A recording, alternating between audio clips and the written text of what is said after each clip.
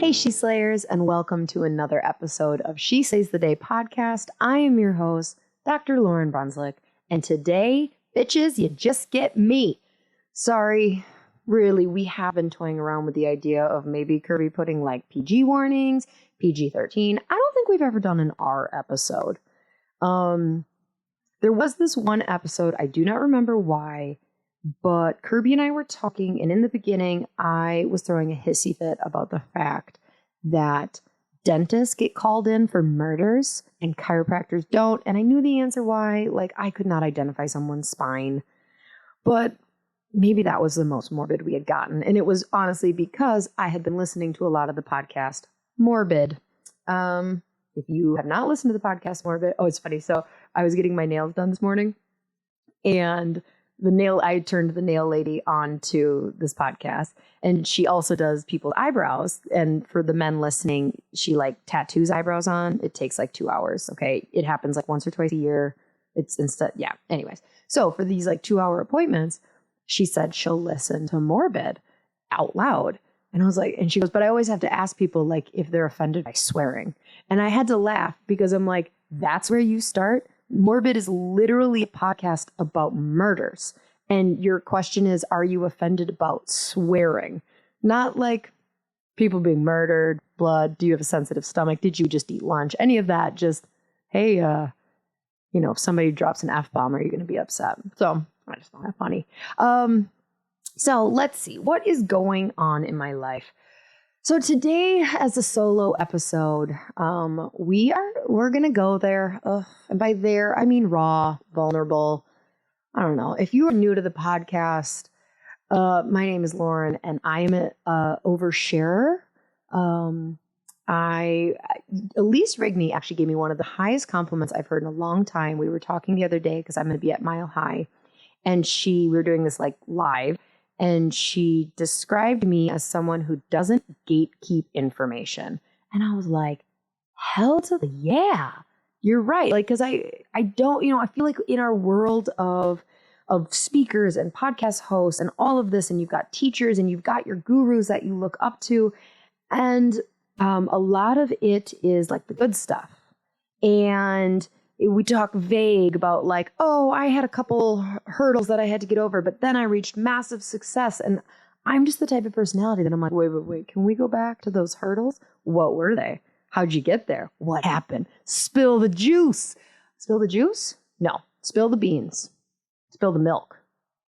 Something about milk. Don't cry over spilled milk, but spill the beans. Anyways, nobody's spilling juice. And that's just been my personality of like, it's more difficult for me to beat around the bush than just to be honest with you. And because I don't have to look you in the face, I'm just looking at this little microphone in front of me. That makes it even easier because then I can just pretend that, I'm just chilling with my best friend talking. And yet there's over 1,000 of you that are listening and hopefully not judging and all that. So today's going to be a good one. We're going to bring it back to chiropractic for sure. But the first half of the episode, or I don't know, I don't time this shit out. I never know. Are these things going to be a half hour? Are they going to be an hour? I don't know. Curb is always giving me the freedom. He's like, you can do shorter podcasts, if you want. I'm like, no, but I can't shut up. Just keep talking. And people are like, get to your point. So today, the entire episode, we're going to talk about rejection and basically what is holding you back from being super successful in practice. Now, we're going to take a real long road to get there, and I think that road is going to be jam-packed with like beautiful truth nuggets for you. This whole idea for this episode kind of stemmed from me looking through my notes from If Gathering, which is a women's Christian conference that I went to the beginning of March down in Dallas. I got to meet up with my friend Denise Weber and Courtney Gowan. It was a really fun weekend. Full of God, also, yeah, and full of drinks, but whatever. You can have God and drinks, which is funny because one of my biggest takeaways, this is not funny. All right. So like one of my biggest takeaways from the conference was they were talking about idols and like, that like the golden calf and like, I don't know. I feel like as Christians a lot of times, or just like spiritual people, we think of idols of like, am I worshiping the wrong God? And for me, listening to just kind of briefly how often idols came up and like how they were explaining it, it was really on like what draws your attention away from being pure love and light to source, spirit, God, God's people, like all of that. And so we talked about social media, and I'm like, ooh, awkward. I don't have an addiction with social media. You do. We talked about alcohol. We talked about, a lot of things at that around this idea of what are you worshiping? And what it basically comes down to is what is something that if asked to give up that you couldn't. Because really, when it comes down to things, like what's the most important thing, that the only thing that you should not be willing to waver on, to give up, and that's your spiritual connection, your relationship. I would also say your spouse, but like if Kirby were here, he'd like say, well, that's semantics because your marriage is, he gets all into things. Basically, he'd say it's the same. But so that was a big takeaway. Okay. So it was funny that I was like, oh yeah, I drank a ton on that weekend. And then I came away from that weekend being like, I think I need to cut back on drinking. So I've been experimenting with NA like cocktails. You want to feel like terrible about yourself? Google like easy ways to cut back on weekday drinking or whatever. And all of a sudden your Instagram ads will be full of NA beverages and replacements and then also ads of like, quiz, do you have a problem? And I'm like, damn, I just was thinking that maybe I'd not drink every Monday, but I don't know. Okay, cool. And then you also realize how drinking is everywhere when you're like watching TV on a Monday and you're like, I'm not drinking. It's okay. I'm drinking my tea. And you're just like, they're drinking. How come everyone drinks? Does everyone drink? If everyone drinks, can't I drink also?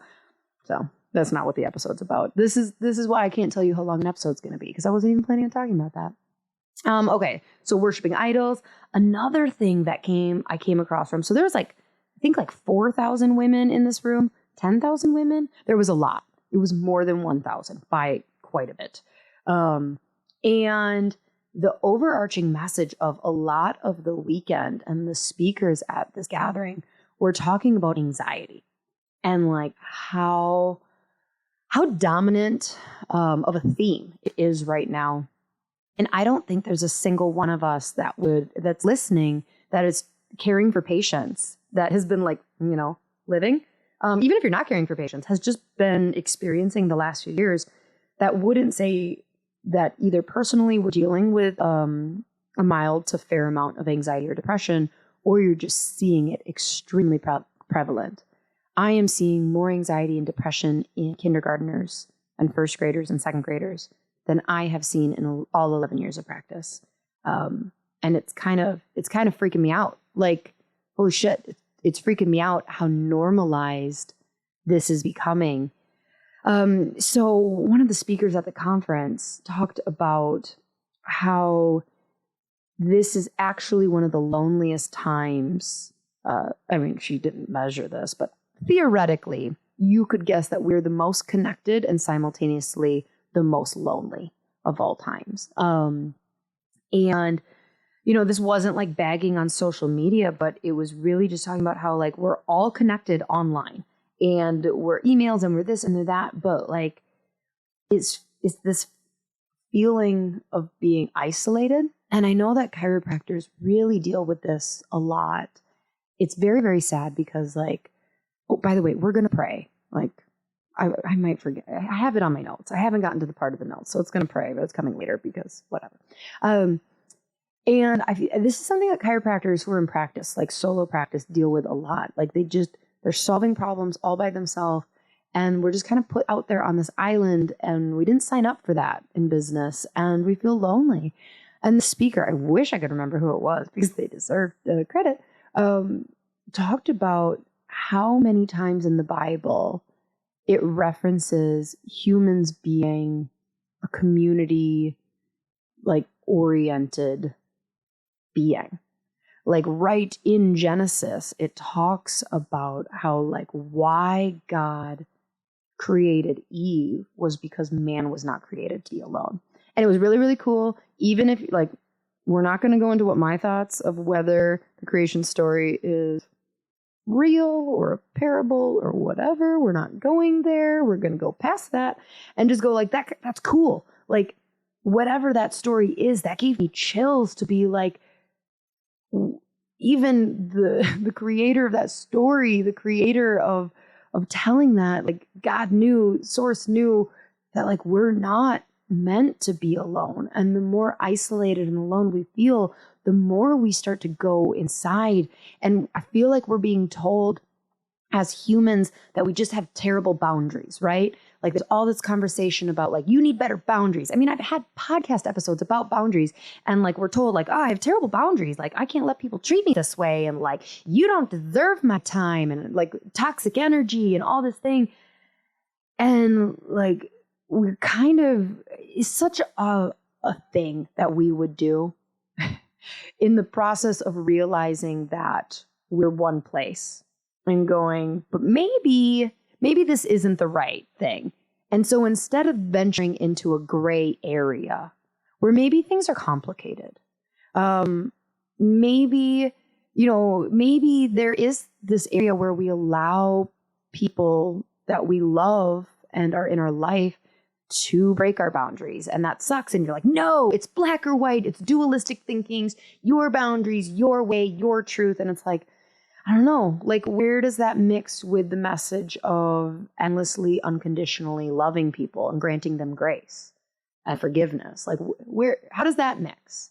Right? Because, like, I know there are people in my life who, like, by some societal standards, by some therapist standards, should absolutely be cut out. I should be cut out of people's life. There are many times that I have messed up as a wife, as a daughter, as a mom, as a friend, where, like, if that person was, like, going to the right therapist, they'd be like, girl, you don't need that. And when Kirby heard that, no, I'm just kidding.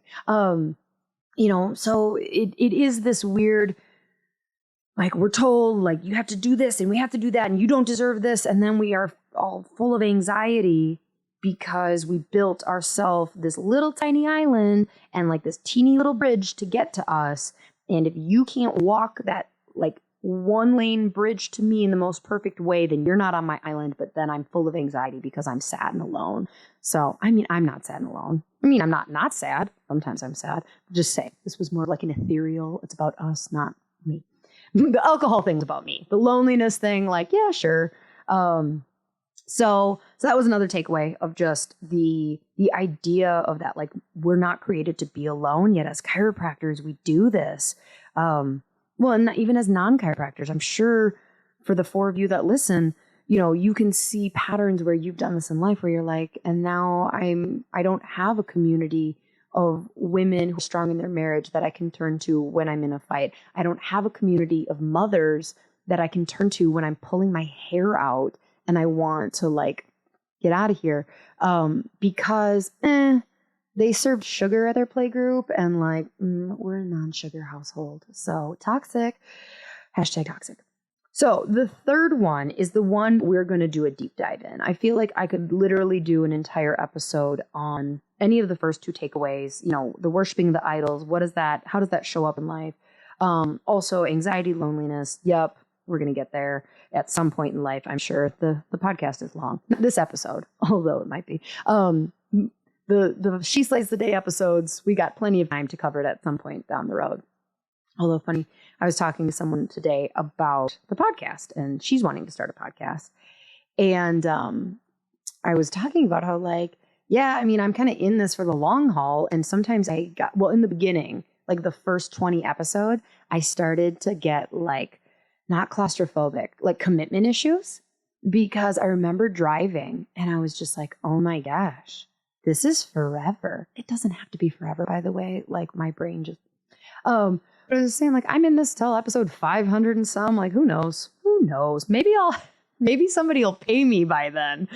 Maybe I'll get paid. Who knows? We don't. Okay. The third thing, the thing we're going to dive into today is around how so much of our life and our actions or inactions are based around our fear of failure and rejection.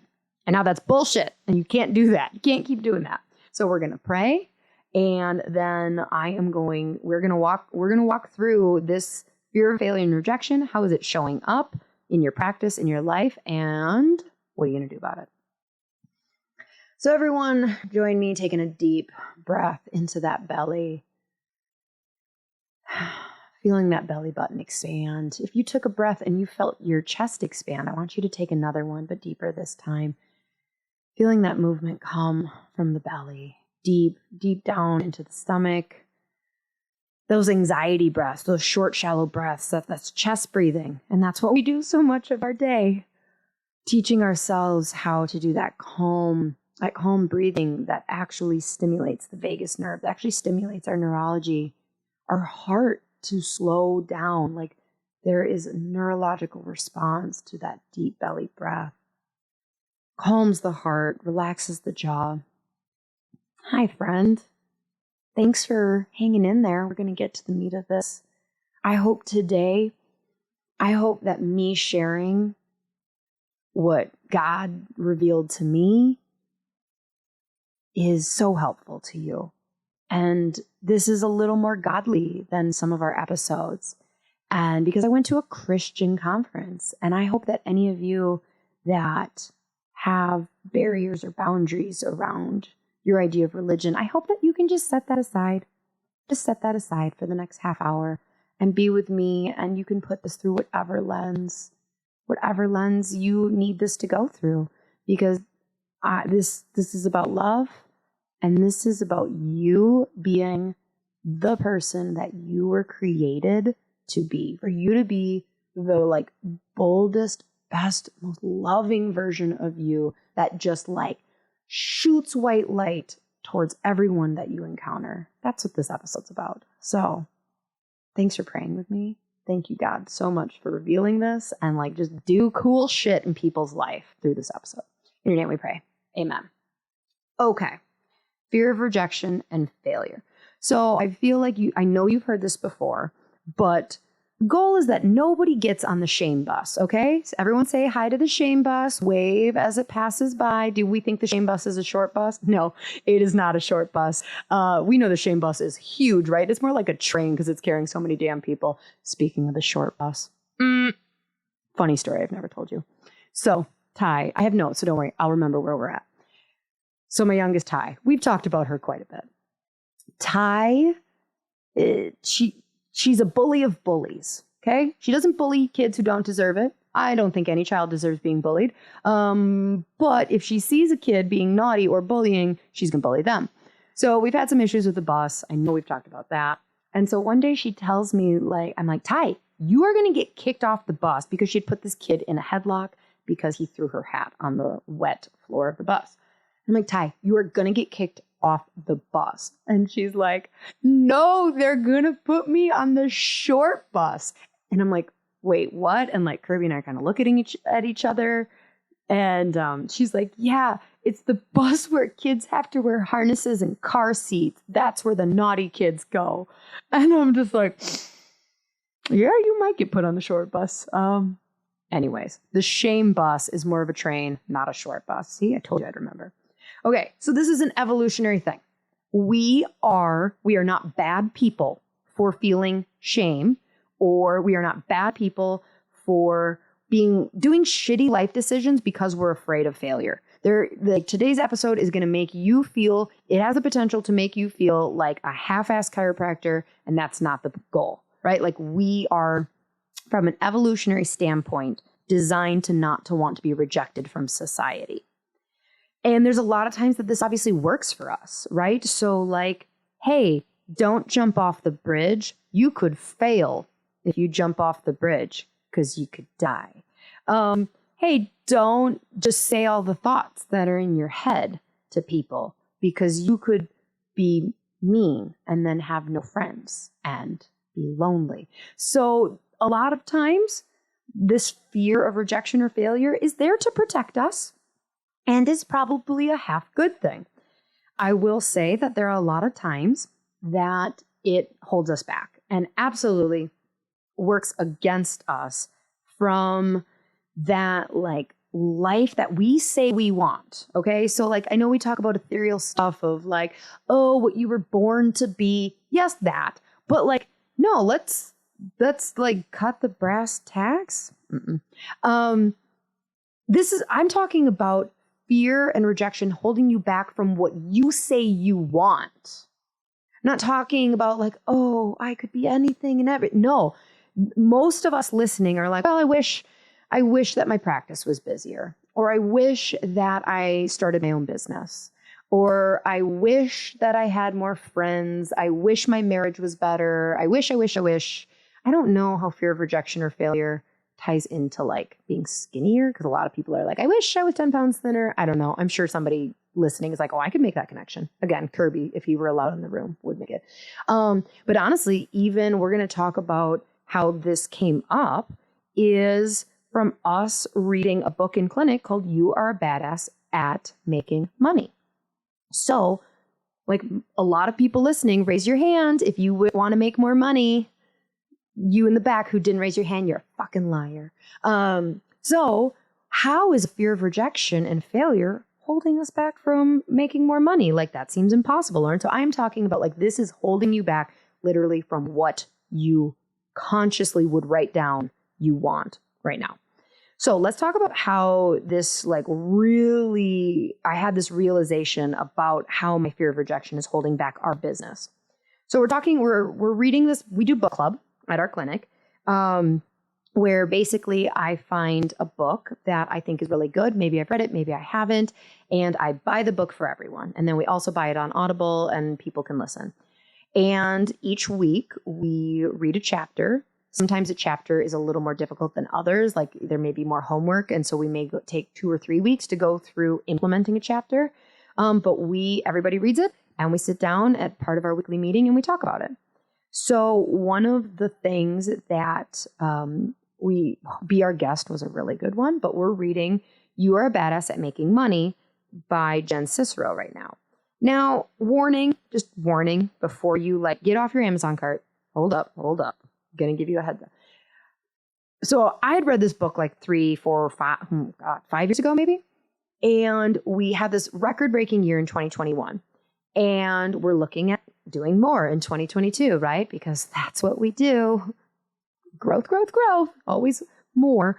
And my concern was that we were talking about such massive amounts of money that we would be collecting on a monthly basis. And like a goal that like people are really effed up about money. I don't know what episode it is. Kirby will probably put it in the show notes for you. But we had a whole money mindset episode a while back. Go back and listen to it. But people are really messed up about it. And so that's why I was like, you know what? I think that we need as a team to do some work talking about money. So here's your like warning before you buy it for your team. Reading just the first chapter, I came to Kirby and I was like, oh God, we're going to have like 8 people asking for raises. And he's like, yeah, I was a little like, because the book is very like, girl, you deserve it. You go grab it. You grab the bull by your horn. And I was like, well, I wanted everyone to read it because we're thinking about Blue Hills Chiropractic, but it's written so individualized that like it will help everybody. So you may want to read it first because unless you're asking more guided questions each week like we do to like be like, okay, so read chapter 1 and here's the questions I want you to think about and how you can apply chapter 1 towards the mission and vision of Blue Hills Chiropractic. So we're reading it. And one of the chapters is on limiting beliefs. We have a wonderful conversation. Another thing was talking about basically, in more words or less, was talking about why do you think God wants you to make more money? And talk about like more words or less. Like she goes a lot more words than that. But that's kind of was like the takeaway that we were supposed to think about after reading the chapter was like, why do you think that God wants you more successful? And so I'm talking to the team and I was like, you know, it's hard for me because it's so easy when we talk about numbers for you to go there, right? Like how many people did you see this week? How many people did we see that month? How much money do we collect? Numbers. And I'm like, but when it's about people, That's where I believe God steps in. Do I think God cares if I make $1.1 million this year? Sure as hell. I know he doesn't. I guess I don't know he doesn't, but like, let's be honest, he don't.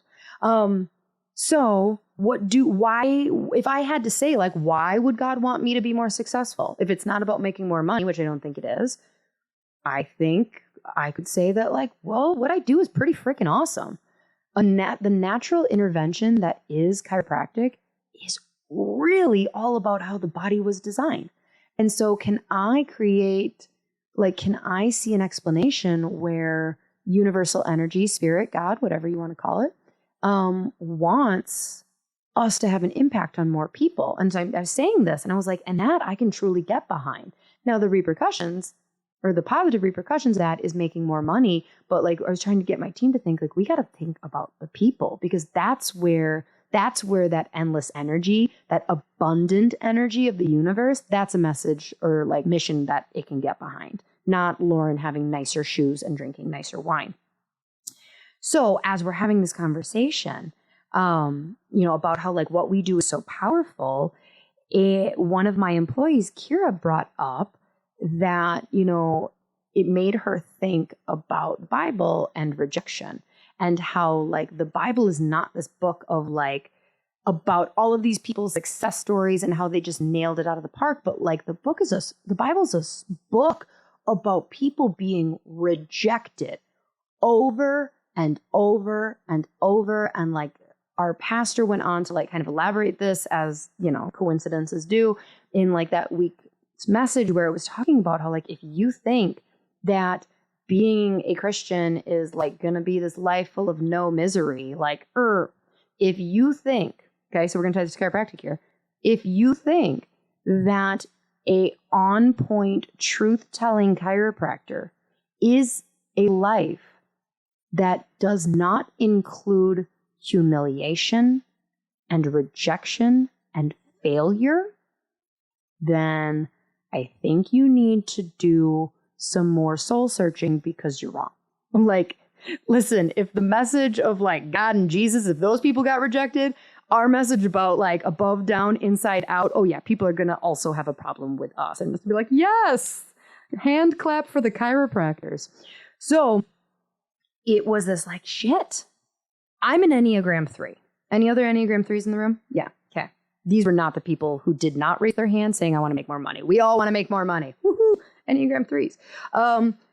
Rejection is like, that word makes my skin crawl, because 3s we want everyone to like us.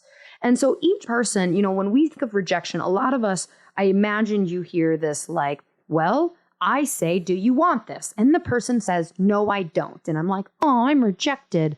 And that is one version of rejection. But when we're talking, like, we're going to spend a minute here cracking your creativity open and seeing all the different ways in which rejection that you're afraid of in your life.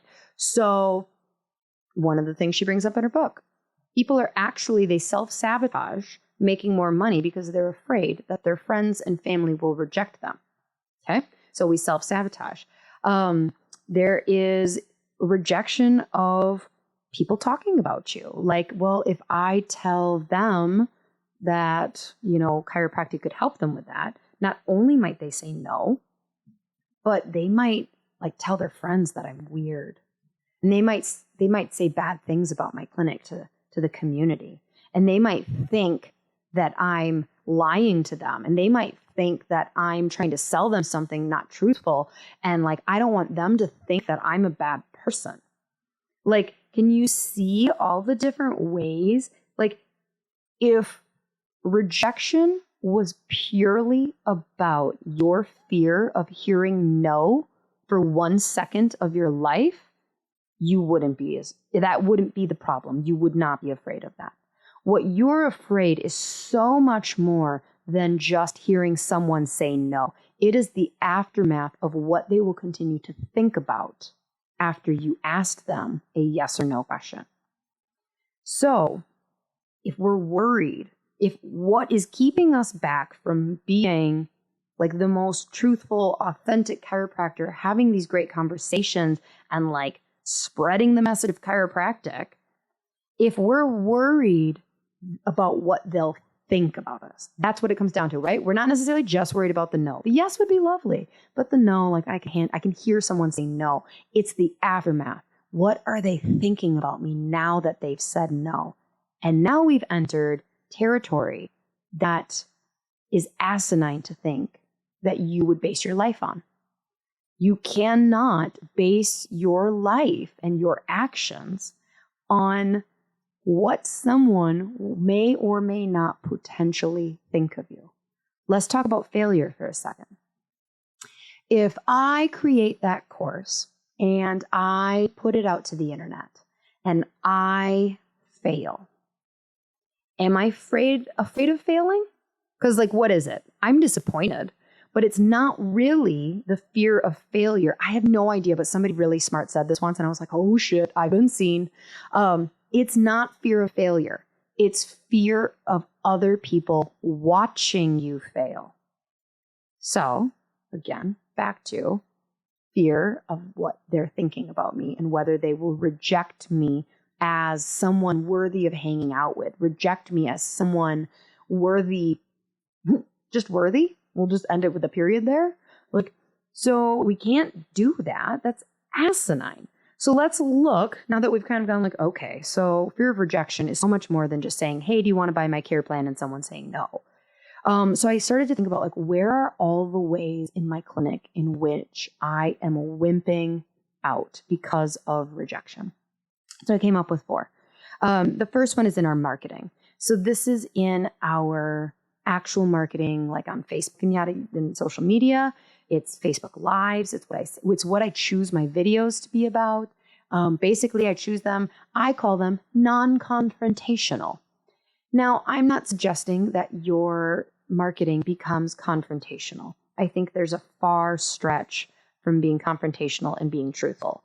I think what we do a lot of times is like, yeah, here's some symptoms that like maybe I could kind of help with. Like you should think about chiropractic, versus like, hey, you with the colicky baby, like you need to try chiropractic. All right, we would workshop that. Like we wouldn't say that actual thing. So we kind of wuss out a little bit in our call to action. Also, I wuss out in the real world of marketing, like going to a health fair, not even a health fair, going to a business after 5. Talking to strangers. Like I've said before that it is so much easier for me to have a conversation with a stranger when I'm not in my hometown. Like if I'm across the country and I am talking to somebody on a bus. A bus. I haven't ridden a bus in like 9 years, but I'm on the shame bus apparently. So anyway, so I'm talking to, we'll say an elevator. And somehow I have my foot in the door to bring chiropractic into this. Okay. So like they're not talking about it, but I can insert like, hey, have you ever thought about a chiropractor for that? I'm not that bold in my hometown because why? Because I am a chiropractor and then I feel like I'm selling myself. And if I'm selling myself, they can say no. And that no is not a rejection of chiropractic. It's a no to me. But if I'm in California talking to a stranger and I go, hey, have you ever thought about chiropractic? Like I can't be their doctor because I live in Wisconsin. So they can't reject me because I'm not selling me. I'm selling chiropractic. And then if they reject chiropractic, then it's not a personal thing.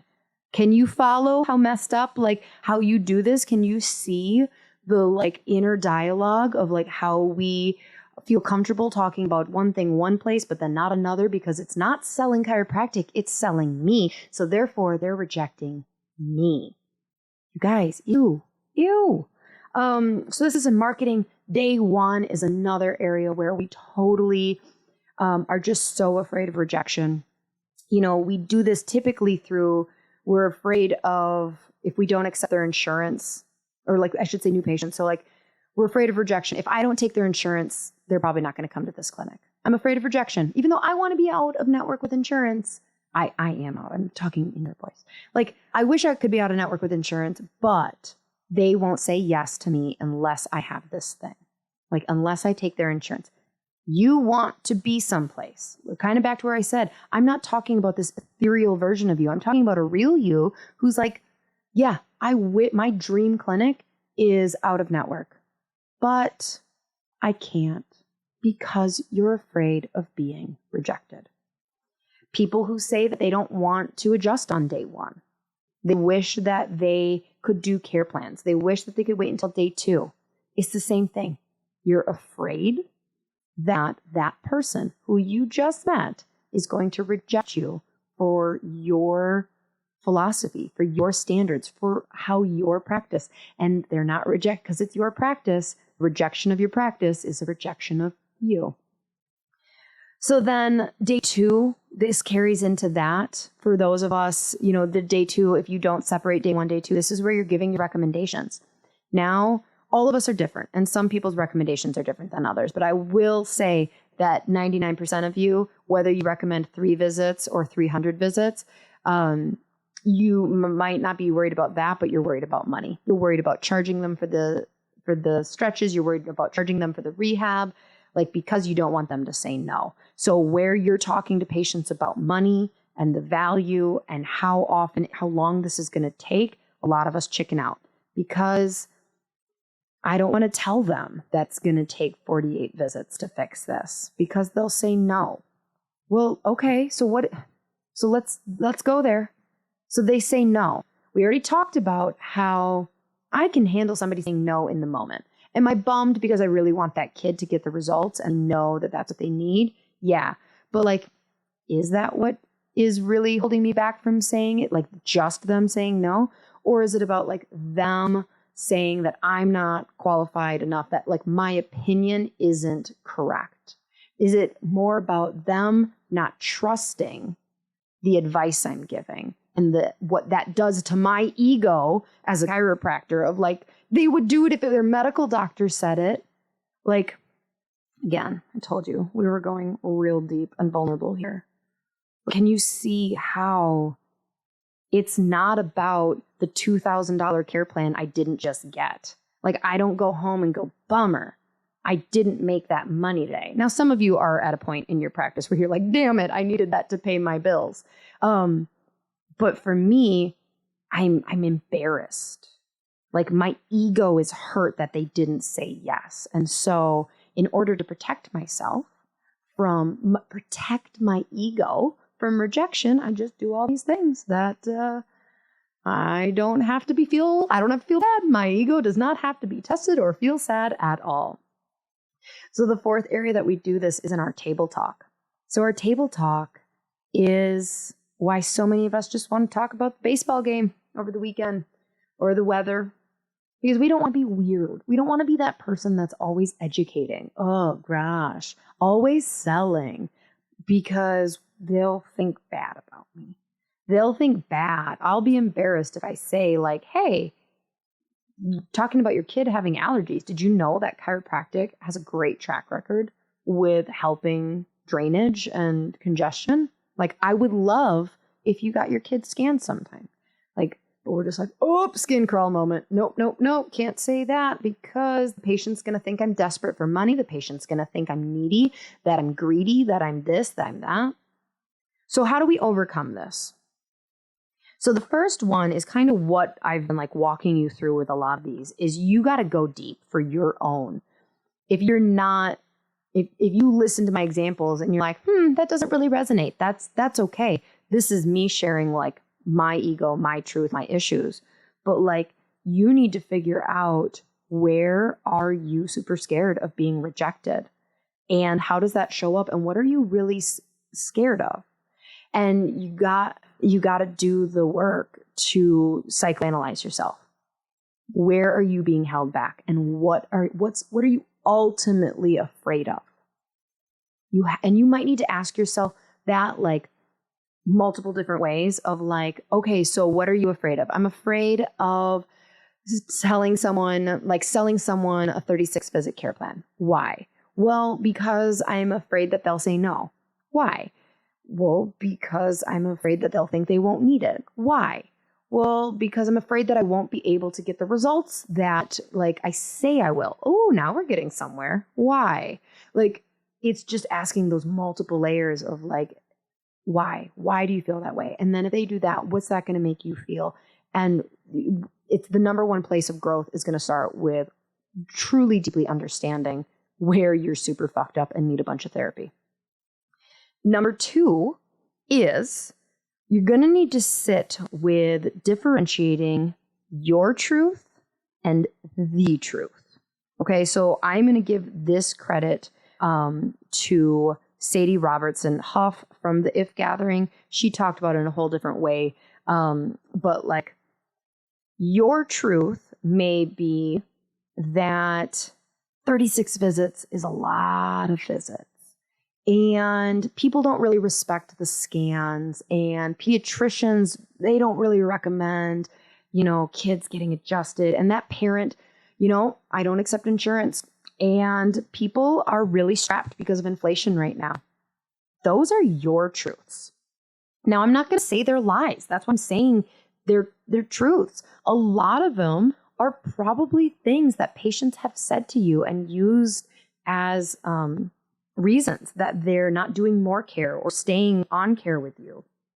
But if your truths, all of those things, all of that narrative that's playing over and over in your head is what is leading how you act and what you say to your patients and how you share the message, it doesn't leave room for the truth about chiropractic to move. This comes back to how much easier it is to talk about chiropractic when it's not a rejection of you. If it's about you and someone says no, they said no to you. But if you get really comfortable with not your truth, but the truth about what is chiropractic, what does an adjustment do for the nervous system, what is the truth about how often are you adjusted? How often are your children adjusted? Okay, well, guess what? That is the truth. Like, that's that. Like, there is no different truth for your family versus someone else's family. So when you get really clear around what an adjustment is and what it does for the body and how chiropractic can restore someone's function, you holding that truth back from them, like, you have no right to do that. And when you can get comfortable, then you are really not selling. You're just being honest.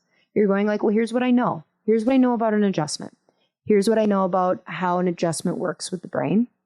Here's what I know about how long it takes to make more permanent patterns or develop neuroplasticity. So here's what's needed. If these are your goals, this is what is needed. Now, if you need a refresher, go back 2 episodes, okay? And go to Heidi Havik. If you don't know these things, then there's research out there. There are books out there that can fill you and replace your broken ass truth with the truth about what you are selling, because it is freaking awesome. And you have no right to be embarrassed about that. But people are still going to say no. Okay? There are some people who don't like pizza. You guys, I don't understand these people. And I'm not talking about people who have dairy intolerance. There are people who don't like pizza. They don't think it's the greatest thing in the world. They're not really into puppies either. I remember once watching this Beyonce performance on the Grammys, and like, girlfriend was a damn queen. You want to talk about like who I am worshiping next to God? It's Beyonce, okay? And I was just like, this woman is incredible. And I, like, the next day was on the internet and she was just getting ripped apart by some haters. And I'm just like, listen, if Beyonce can't have everybody liking them, like if Jesus can't have everybody liking them, not everyone's going to like chiropractic. Not everyone's going to give a rip about what you're saying, but you are going to deal with so much less rejection when it is not about you and it is about chiropractic. So that's my advice. Okay. Spend some time going through this, spend some time really analyzing where is fear of rejection and fear of failure holding you back as a person, and go deep and figure out the why and get to that root. And then once you do, like, figure out what is the truth, what is not your truth, but the truth about what you're here to do and how you can just shine that light. All right. Thanks for holding space for me. Hopefully none of you got on the short bus or the long shame train. Ooh, shame train sounds good. New hashtag, people. Because remember, we're all so broken. Anybody who is able to sit and listen to this and not have this bubble up feelings of like wanting to just like turn it off, like, I applaud you, because these are hard conversations. These are really hard conversations on our way to being like, this is so much more than just about making more money, right? This is more than you being the best chiropractor you can be. I shared somewhere, I don't know, I talk a lot to a lot of people, but somewhere along the lines a couple weeks ago, I was talking about how I'm actually trying to disassociate Lauryn Brunswick's identity with being a chiropractor. I was put here, and I think chiropractic is the freaking awesome profession ever. And I mean, I don't know, celebrity influencer. I would take Kim Kardashian's job. I'm sure it's not easy, but like, if I had to pick, Kim Kardashian's chiropractic nanny would be like what I'd want to be. But other than that, chiropractor for sure. But like, my success in helping people come to chiropractic, my success in helping chiropractors is not tied up in my worth. You're here to be the boldest, kindest, most authentic, loving version of you possibly can be. And it's conversations like this that really move that needle. So I am proud of you. All right, friend. Until next week, if you loved this episode, please share it. If you love me, please go over to Apple Podcasts, even if you don't listen to your podcast over there, and leave a review, because I would love for you to be our next listen to highlight. All right, friends, see you next week.